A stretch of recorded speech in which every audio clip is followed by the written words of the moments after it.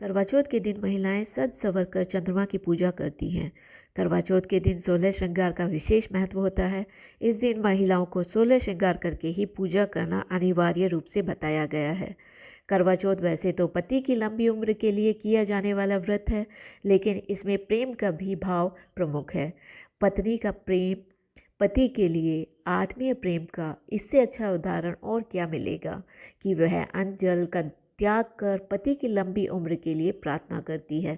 ऐसे में पति का प्रेम पाना भी खास तौर से इन महिलाओं का पहला हक होता है। तभी तो वे उनके लिए 16 श्रृंगार कर पति के लिए इतनी तन्मयता से सजती संवरती हैं।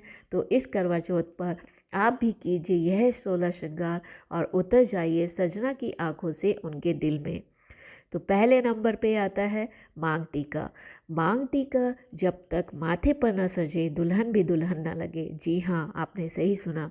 मांग टीका आपके मुख की शोभा को उतना ही बढ़ा देता है कि हर नज़र आप पर आकर ही टिक जाती है। आजकल बाज़ार में एक से बढ़कर एक प्रकार के डिज़ाइनर मांग टीके मिलते हैं, जिनमें कुंदन, स्टोन, मोती, मीनाकारी और फूलों से बने मांग टीके भी आते हैं। आप चाहें तो राजस्थानी रखड़ी से भी राजवाड़ी दिख सकती हैं। दूसरे नंबर पे आता है बिंदी। बिंदी के बिना सुहागन का श्रृंगार अधूरा सा लगता है।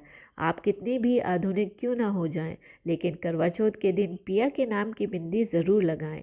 यकीन मानिए, माथे पर चांद सी दमकती बिंदिया आपकी आभा का निखारने में कोई कसर नहीं छोड़ेगा और यह आपके पिया को करीब होने का एहसास भी दिलाएगी।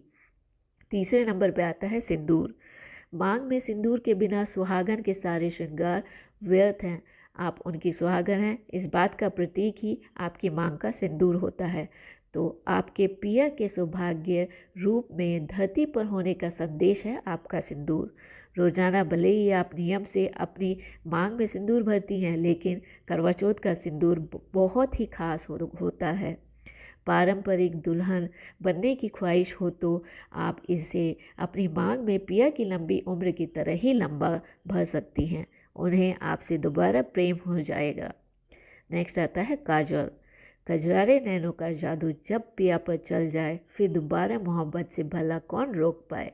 जी हाँ, आँखों से ही आपके मन के भावों की अभिव्यक्ति होती है और जब बात हो जीवन साथी की तो भावों की अभिव्यक्ति जितने सुंदर तरीके से दी जाए उतना ही प्रेम बढ़ जाता है। तो करवा चौथ पर कजरारे नैनों से प्रेम का जादू बिखेरना बिल्कुल भी मत भूलिएगा। पाँचवें नंबर पे आता है नथनी। नथनी जो हम नाक में पहनते हैं, जिसे नथ भी कहा जाता है, आपके चेहरे की रौनक को बढ़ाने में बेहद ही खास भूमिका निभाता है। मांग टीका और नथनी मिलकर आपके चेहरे की रौनक को उतना ही ज़्यादा बढ़ा देता है कि आपके वो अगर चाहें तो भी आपसे नज़र नहीं हटा सकते। तो फिर नथनी से दुल्हन की तरह अपने चेहरे की रौनक को बढ़ाना इस बार बिल्कुल ना भूलें। छठे नंबर पे आता है कर्णफूल। कर्णफूल जिसे कि नॉर्मल भाषा में हम ईयरिंग भी कहते हैं। इसके लिए आप चाहे तो पारंपरिक झुमके या फिर लटकन पहन सकती हैं। इसे के अलावा सेट के साथ के भी आप पहन सकती हैं, या फिर आपके जो आप परिधान जैसे कि आप लहंगा या साड़ी जो भी आप पहनती हैं उससे मिलते जुलते कर्णफूल या ईयरिंग आपकी खूबसूरती को चार चांद लगा देगा।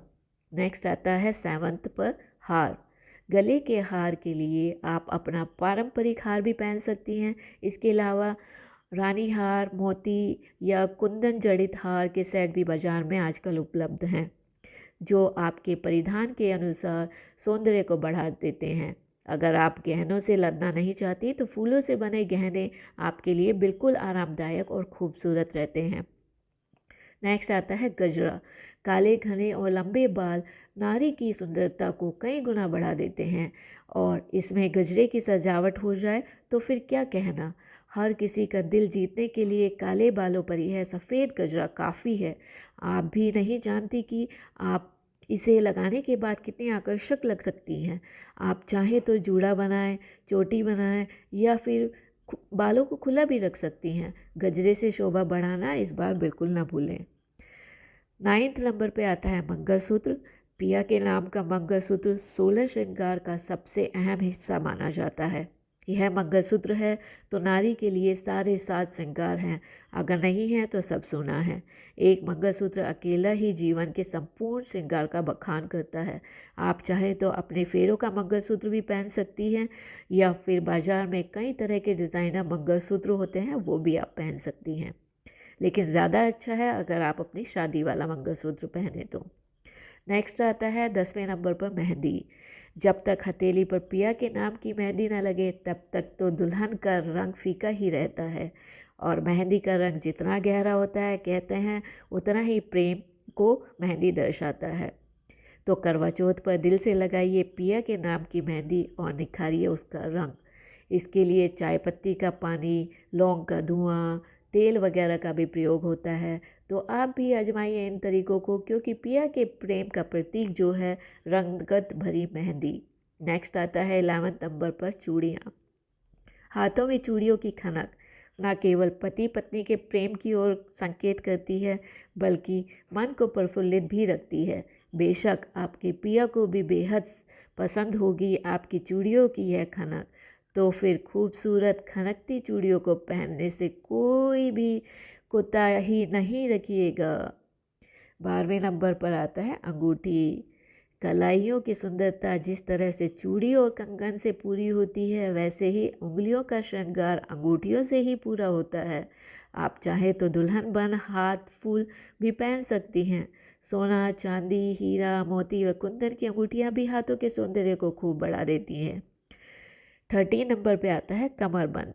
कमर की खूबसूरती बढ़ाने और आपको और अच्छा दिखाने में कमरबंद आपकी बहुत मदद करता है।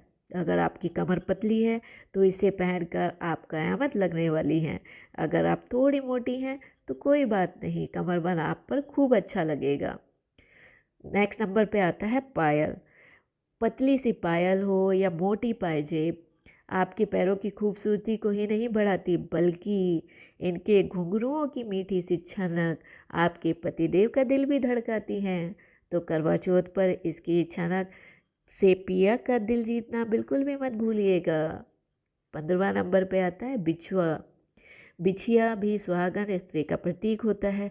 कुछ भी कहो, इसके बिना सुहागन के पैरों की रौनक ही गायब होती है। करवा चौथ पर सादगी भरी बिछियाँ पहनने के बजाय घुंघरू व चेन वाली सुंदर बिछियों से पैरों को सजाएं। कुंदन, हीरा व मोती वाली बिछियाँ भी आप पहन सकती हैं, और अपने परिधान या जो आप वस्त्र पहनती हैं उसके मिलती जुलती भी आप पहन सकती हैं। लास्ट आता है 16वें नंबर पर परिधान, जिसे कि आप कपड़े भी कहती हैं या ड्रेस भी कहती हैं। ख़ास तौर से साड़ी, लहंगा या कोई भी पारंपरिक परिधान आपके करवा चौथ को ख़ास बनाने का काम करता है। अगर आप चाहें तो अपनी शादी का जोड़ा पहन सकती हैं, सुहानी यादों को फिर से ताज़ा कर सकती हैं, तो वो और ज़्यादा अच्छा रहेगा। तो ये सारे 16 श्रृंगार के जो हमने बताए हैं, ये सारे सामान हिंदू मान्यता को ध्यान में रखकर बताए गए हैं। इसके अलावा भी महिलाएं बहुत से श्रृंगार कर सकती हैं, जैसे आलता पैर पे लगाते हैं, और भी बहुत कुछ वो करती हैं, और जितना भी श्रृंगार करें इस दिन उतना ही कम है। तो मिलते हैं फिर किसी और वीडियो में, तब तक के लिए आप अपना अच्छे से ध्यान रखें।